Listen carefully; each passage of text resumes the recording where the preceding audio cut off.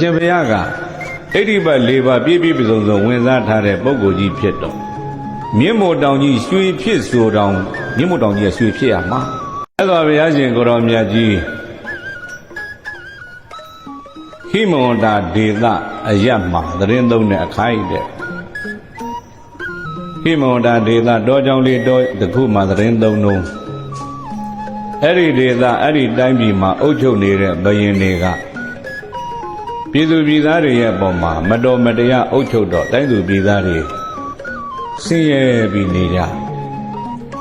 တိုင်းသူပြည်သားတွေနှလုံးစိတ်ဝမ်းမအေးချမ်းသာကြီးပြီးတော့မြတ်စွာဘုရားရှင်ကိုရောမြတ်ကြီးကတတ္တဝါတွေပေါ်မှာကရုဏာစိတ်ဖြစ်တယ်။ဘာစိတ်ဖြစ်တယ်။တဏှာရာပေါ့ကရုဏာစိတ်ဖြစ်ပြီးတော့ဘုရားရဲ့အကြံကပြည်သူပြည်သားတွေပဲပေါ်မှာမတော်မတရားအုပ်ချုပ်တဲ့ဘုရင်မပေါ်ရင်ဘလောက်ကောင်းမလဲပြည်သူပြည်သားတွေချမ်းသာရင်ဘလောက်ကောင်းမလဲပေါ့ဒီလိုတွေးလေးတွေဝင်တယ်အဲ့ဒီအချိန်မှာမနက်က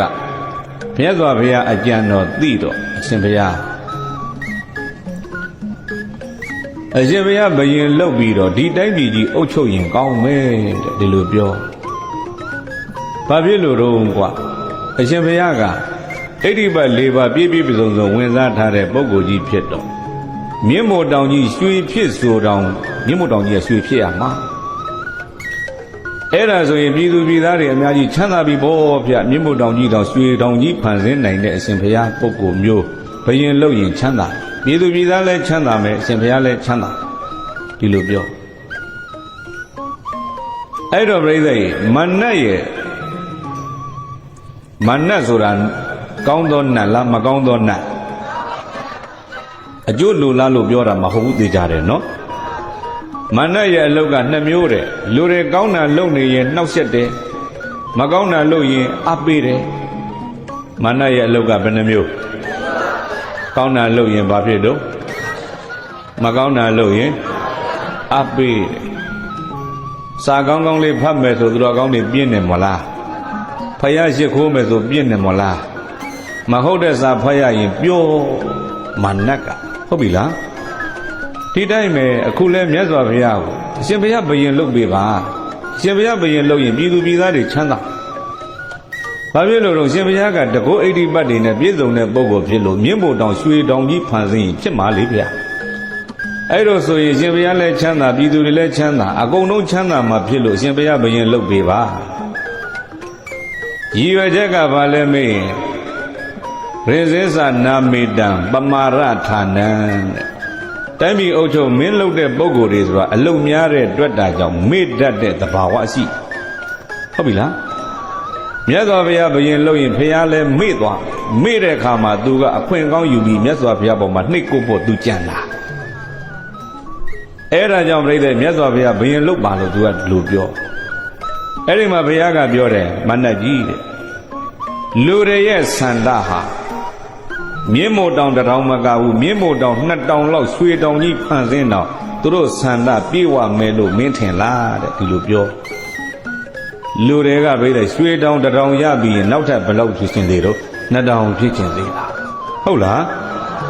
ရွှေတောင်ကြီး2တောင်ဖန်ဆင်းတဲ့လူတွေရဲ့ဆန္ဒမင်းပြေဝမယ်လို့မင်းထင်လား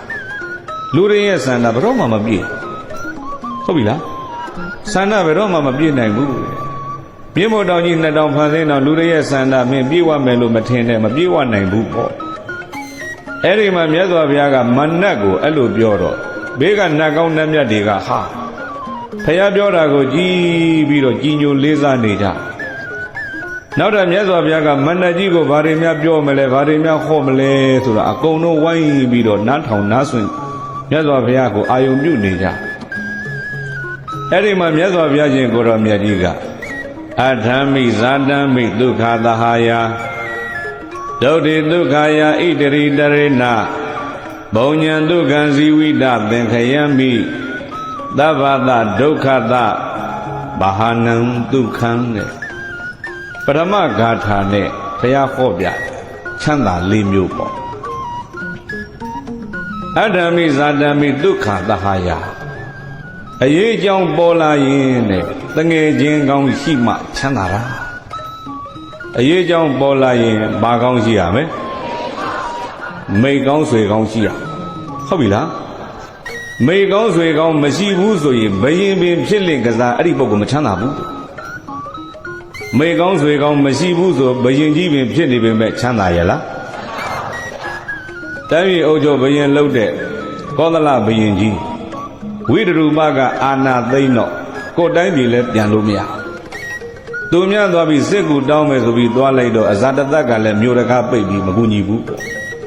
ချမ်းသာသေးလားလမ်းပေါ်ဇရက်တင်သေသွားရတယ်မို့လားမင်းပင်ဖြစ်နေပေမဲ့ပြိတ္တိမိတ်ကောင်းဆွေကောင်းရှိရင်မချမ်းသာဘူးတဲ့မြတ်စွာဘုရားပြောတယ်နော်ဒါဆိုတော်ကောင်းတို့တွေချမ်းသာခြင်းကြတယ်ဆိုရင်ဘာကောင်းရှိဖို့လိုမဲ့မိတ်ကောင်းဆွေကောင်းရှိဖို့လိုမယ်လို့ဒီလိုနားလည်ကြ